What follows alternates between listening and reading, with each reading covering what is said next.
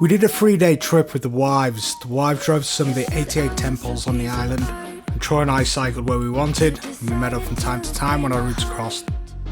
The climb up to the ropeway is brutal. 800 meters of climbing in about 9 kilometers. You can see the port where we started just down there. The views from the top are pretty spectacular. Next stop is the Monkey Park.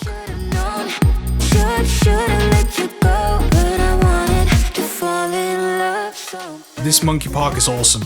Although you shouldn't touch the monkeys, you can let them come close to you, even the babies. There are about 4 gazillion wild monkeys in this place. The baby monkeys in particular are pretty cool.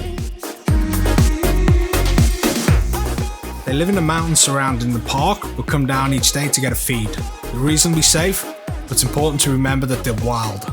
Don't stare them in the eyes, don't try and take food from them, and no big bags of bananas, and you should be fine.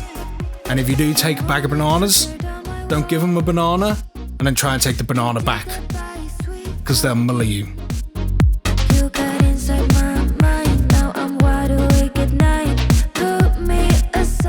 The key to wildlife photography is fitting in.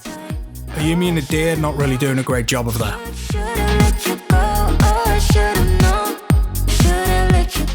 Can't believe they didn't stop and give us a lift. These are the Senmaida rice fields. You can't see much from eye level. It was only when we got the drone up that we were able to see how cool they were.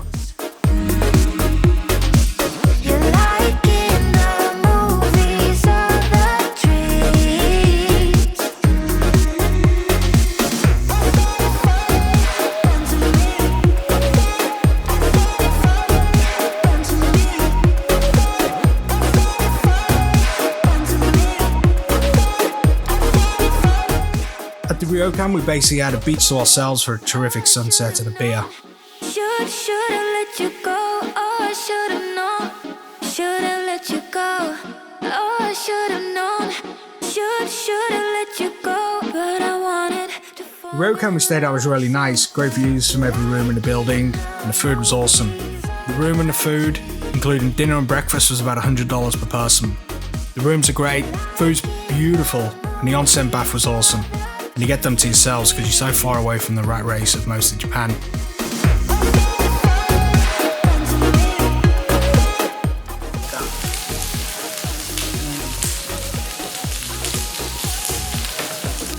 Miso soup. Actually, it's not miso. It's like a clam thing.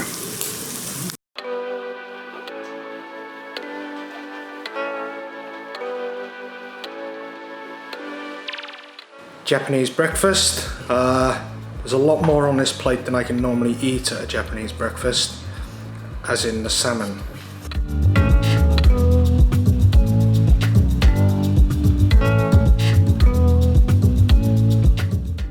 It was absolute gridlock outside the ryokan before we set off on day 2.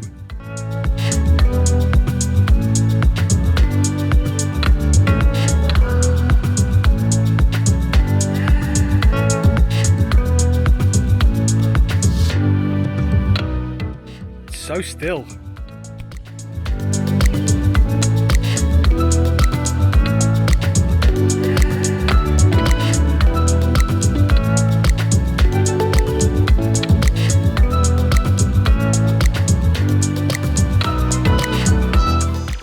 The shipping lanes are quite busy near Shodoshima. The land just over the strait is Shikoku, where they build all of the massive ships. This is Saganji Temple. It's an awesome temple. It's got the most amazing rock garden in front of the temple. Brilliant. You should go visit this. Olive cider next to Angell Road with a bit of ramen.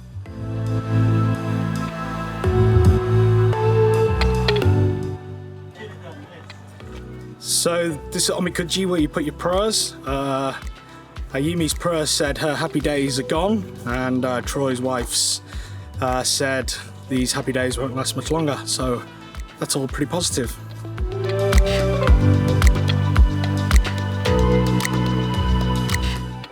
Angell Road can be crossed twice per day at low tide.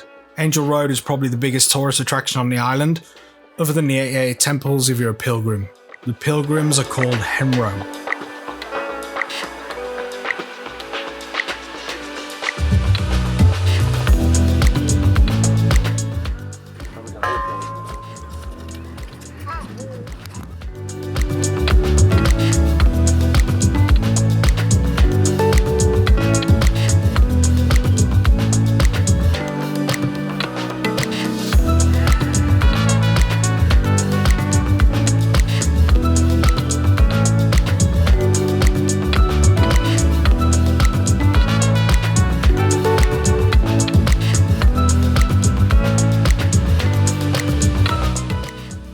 Soy sauce factory, in case you ever wondered what one looks like. It's hard to describe the smell from these places, kind of sickly sweet. It's not very pleasant.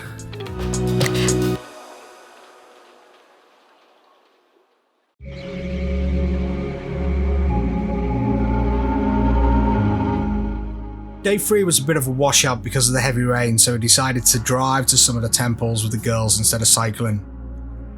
The first temple we went to was pretty cool. Hatoke Gataki, built into the mountains itself. We got there quite early, so I couldn't get inside the mountain, but outside was really nice and we got the place to ourselves.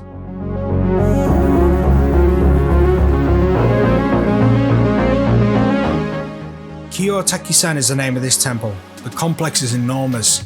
It's one of the coolest temples I've been to.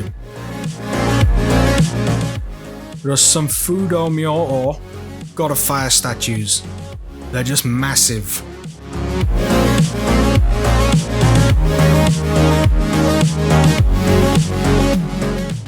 This is a mamushi, a Japanese poisonous snake. I didn't want to get too close because getting bitten would have ruined my day. This is a god for long life. Just avoid the snakes that are lingering near it for a truly long life.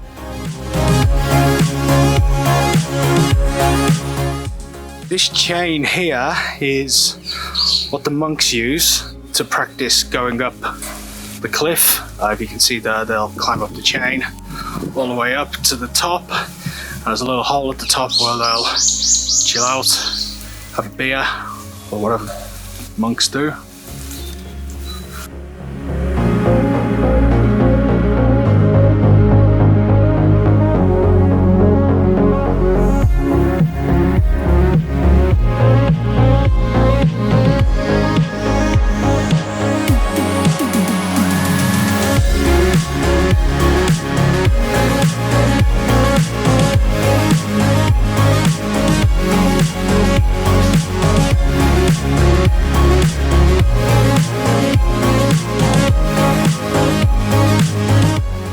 On the way back to take the rental car back to Toyota, we stopped off at Himeji Castle. Definitely the best castle in Japan. It's possible to go inside and climb to the top where there's a small temple. We didn't have time to spend in the castle's garden complex, but it's a good excuse to come back and see her again in the future. It's worth going to Himeji just to see the castle from a distance.